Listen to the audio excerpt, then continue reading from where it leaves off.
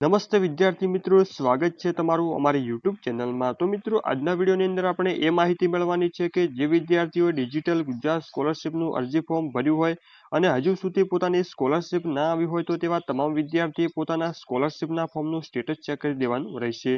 તો મિત્રો, આ સ્કોલરશિપના ફોર્મનું સ્ટેટસ તમારે કેવી રીતે ચેક કરવું તેની તમામ માહિતી તમને આ વિડીયોમાં આપવામાં આવશે। તો મિત્રો, ડિજિટલ ગુજરાત સ્કોલરશિપના ફોર્મનું સ્ટેટસ ચેક કરવા માટે સૌથી પહેલા તમારા મોબાઈલ અથવા તો લેપટોપમાંથી કોઈપણ ઇન્ટરનેટ બ્રાઉઝરને ઓપન કરી લેશું અને સર્ચ બોક્સમાં ટાઈપ કરવાનું રહેશે ડિજિટલ સ્કોલરશિપ। જેવું તમે ડિજિટલ સ્કોલરશિપ ટાઈપ કરી તેને સર્ચ કરશો એટલે સૌથી પહેલા ડિજિટલ ગુજરાત સ્કોલરશિપની વેબસાઇટ જોવા મળશે। તો મિત્રો, આ વેબસાઇટ ઉપર તમારે ક્લિક કરી દેવાનું રહેશે। જેવું તેના પર તમે ક્લિક કરશો એટલે ડિજિટલ ગુજરાત સ્કોલરશિપની જે ઓફિશિયલી વેબસાઇટ છે તે ઓપન થઈ જશે। તો મિત્રો, અહીંયા સૌથી પહેલા તમારે લોગિન કરવાનું રહેશે, એટલે કે અહીંયા લોગિનનો ઓપ્શન આપેલો છે તેમાંથી મોબાઈલ નંબર ઉપર તમારે ટિક કરી દેવાનું રહેશે। જેવો તમે મોબાઈલ નંબર ટિક કરશો એટલે આ મુજબનું જોવા મળશે। તો મિત્રો, અહીંયા સૌથી પહેલા તમારે શું કરવાનું કે મોબાઈલ નંબર તમારે અહીંયા ટાઈપ કરી દેવાનો રહેશે, એટલે કે તમે જે અરજી ફોર્મ ભરતી વખતે જે મોબાઈલ નંબર આપેલો હશે તે મોબાઈલ નંબર તમારે અહીંયા ટાઈપ કરી દેવાનો રહેશે। ત્યારબાદ તમારે અહીંયા પાસવર્ડ નાખવાનો રહેશે, એટલે કે તમે જે ફોર્મ ભર્યું ત્યારે જે પાસવર્ડ બનાવ્યો હશે તે પાસવર્ડ તમારે અહીંયા ટાઈપ કરી દેવાનો રહેશે। જો તમને પાસવર્ડ ના યાદ હોય તો તમારે અહીંયા નીચે ફોરગેટ પાસવર્ડ પર જે આપેલું છે તેના પર તમારે ક્લિક કરી દેવાનું રહેશે અને નવો પાસવર્ડ બનાવી દેવાનો રહેશે। તો મિત્રો, અહીંયા ત્યારબાદ તમારે અહીંયા જે કેપ્ચા કોડ આપેલા છે તે તમારે કેપ્ચા કોડ અહીંયા ટાઈપ કરી દેવાના રહેશે। કેપ્ચા કોડ ટાઈપ કર્યા બાદ જે લોગિનનો મેનુ આપેલો છે તેના પર તમારે ક્લિક કરી દેવાનું રહેશે। તો મિત્રો, જેવું તમે લોગિનના બટન ઉપર ક્લિક કરશો એટલે તમારા મોબાઈલ નંબર ઉપર એક ઓટીપી જનરેટ કરવામાં આવશે। તો મિત્રો, તે ઓટીપી તમારે અહીંયા દાખલ કરી દેવાનો રહેશે। ત્યારબાદ જે કન્ફર્મનો ઓપ્શન આપેલો છે તેના પર તમારે ક્લિક કરી દેવાનું રહેશે।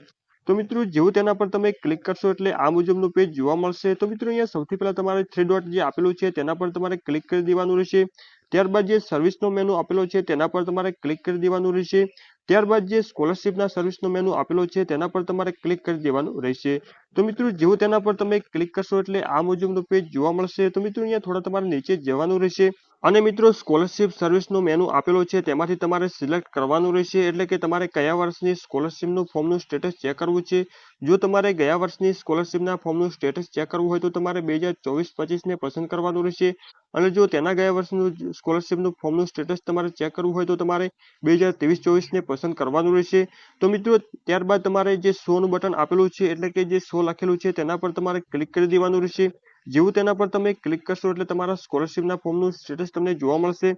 તો મિત્રો, જો તમારા સ્ટેટસની અંદર જો કોઈ ક્વેરી આવી હોય, એટલે કે કોઈ ડોક્યુમેન્ટ અપલોડ કરવાનું આવ્યું હોય, એટલે કે એડમિશન લેટર છે, આઈ કાર્ડ છે, એવું કોઈ અપલોડ કરવાનું આવ્યું હોય તો તે તમારે ડોક્યુમેન્ટ અપલોડ કરી દેવાનું રહેશે। જો તમારે કોઈ પણ ડોક્યુમેન્ટ અપલોડ કરવાનું ના આવ્યું હોય તો તમારે કશું કરવાનું નથી। અને જો તમારા સ્કોલરશિપના સ્ટેટસની અંદર જો રિસીવ બાય પ્રિન્સિપલ બતાવતું હોય તો તેનો મતલબ એવો થયો કે તમારું જે ફોર્મ છે તે પ્રિન્સિપલ ઓફિસની અંદર પહોંચી ગયું છે, એટલે કે તમારે હવે કશું કરવાનું નથી।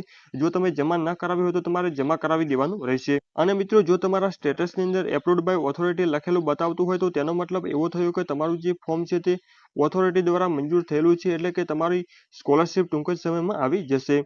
તો મિત્રો, આવી રીતે તમામ વિદ્યાર્થીઓ પોતાના સ્કોલરશિપના ફોર્મનું સ્ટેટસ તમારે ચેક કરી દેવાનું રહેશે।